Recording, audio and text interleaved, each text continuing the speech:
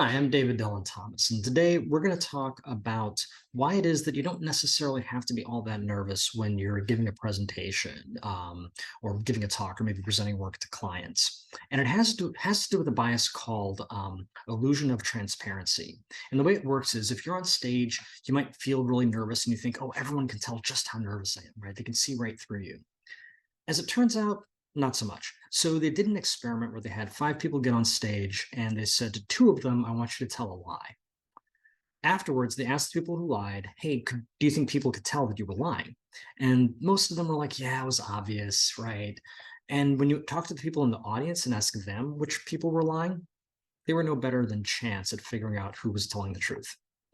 Now, nice thing about this bias is that most biases, even if you know about them, you still do them.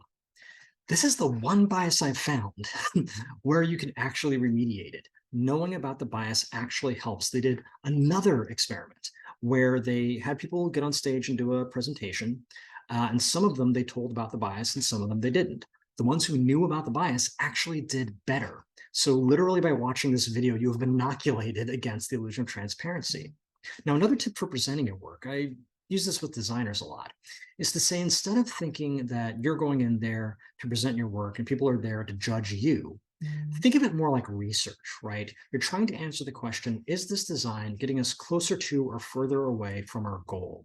And the research subjects are the people in the room, right? So you're just trying to find out how they're reacting to this, not are they judging you?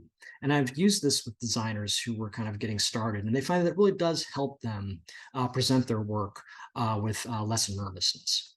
So I hope all those tips help. My name is David Dillon Thomas.